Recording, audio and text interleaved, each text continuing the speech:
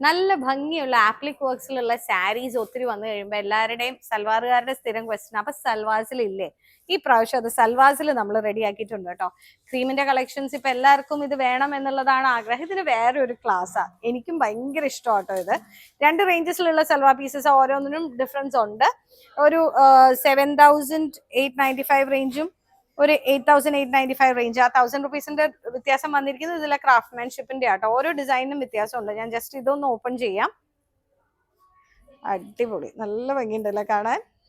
നോക്കിക്കേ, tissue silver and tissue ഗോൾഡിലാണ് ആ ആപ്ലിക്സ് വന്നിരിക്കുന്നത് കേട്ടോ.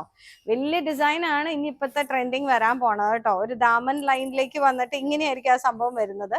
ദുപ്പട്ടയാണേലും നല്ല ഓർഗൻസയില് നോക്കി, ബനാറസി വീവ്, സൈഡിൽ മാത്രം ബോർഡർ വന്നിരിക്കുക. സൂപ്പർ പീസ് കേട്ടോ. അതിന്റെ തന്നെ വേറൊരു ടൈപ്പാണ്. ഡിസൈനിലുള്ള വേരിയേഷൻ ആണ് മെയിൻ ആയിട്ടുള്ളത് കേട്ടോ. ഇത് രണ്ടും ഒരേ റേഞ്ചിലുള്ളതാണ്, പക്ഷെ ഡിസൈൻ ഇസ് ഡിഫറെന്റ്. ഇത് വന്നിരിക്കുന്നത് ഓർഗൻസയിലാണ്, മെറ്റീരിയൽ ഓർഗൻസ, ആപ്ലിക്സ് വന്നിരിക്കുന്നത് ടിഷ്യൂല്. അടിപൊളി, നല്ല ഭംഗിയിട്ട് കാണാം. വലിയ ഫ്ലവേഴ്സ് ആണെങ്കിൽ നമുക്ക് അതൊട്ടും ലാർജായിട്ട് ഫീൽ ചെയ്യണില്ല. അതാണ് ഇതിന്റെ പ്രത്യേകത കേട്ടോ. എനിക്കിത് കണ്ടിട്ട് ഭയങ്കര എക്സൈറ്റഡ് ആവണു. നിങ്ങൾക്കിത് കണ്ടിട്ട് സംഭവം ശരിക്കും പിടികിട്ടുണ്ടോ എന്നുള്ളത് മാത്രം ഒരു ടെൻഷനുള്ളൂ കേട്ടോ. ഇതും ഞാൻ പറഞ്ഞില്ല, ഒരു 1,000 റുപ്പീസിന്റെ റേഞ്ച് ഡിഫറൻസ് ആണ് വരുന്നത്. അപ്പൊ അത്രയും ഇൻട്രിക്കേറ്റ് ആയിട്ടുള്ള ആപ്ലിക്സ് ആണ് ഇതിൽ വരുന്നത്. ഇത് കണ്ടോ, ഒരു ക്ലൈംബിംഗ് ഡിസൈൻ പോലെയും പ്ലസ് എംബ്രോയിഡറി മുകളിലേക്ക് ബുട്ടി പോലെ വന്നിട്ടുണ്ട്.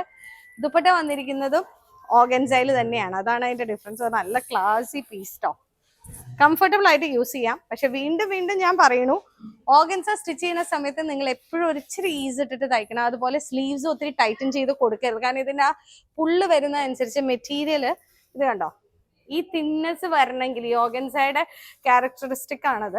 അങ്ങനെ വരണം എന്നുണ്ടെങ്കിൽ ഈ ഇഴകളുടെ ഘനം വളരെ കുറവായിരിക്കും. അപ്പൊ നമ്മൾ ഈ മെറ്റീരിയൽ ഇട്ട് കഴിഞ്ഞിട്ട് അങ്ങനെ ഭയങ്കരമൊക്കെ ബലം പിടിക്കുമ്പോൾ അങ്ങ് വലിഞ്ഞു പോകാനുള്ള ചാൻസസ് ഉണ്ട്. അതുകൊണ്ട് എപ്പോഴും ഇച്ചിരി ലൂസ് ഇട്ട് വേണം തയ്ക്കാൻ. അപ്പൊ ഇതൊരു ടിപ്പാണ് ഇതിന്റെ കൂടെ. ഇത് വെബ്സൈറ്റ് ത്രൂ നിങ്ങൾക്ക് പർച്ചേസ് ചെയ്യാം. അതുപോലെ സ്റ്റോർ ഉള്ളത് തൊടുപുഴയാണ്, തെനങ്കുന്ന് ബൈപ്പാസിൽ.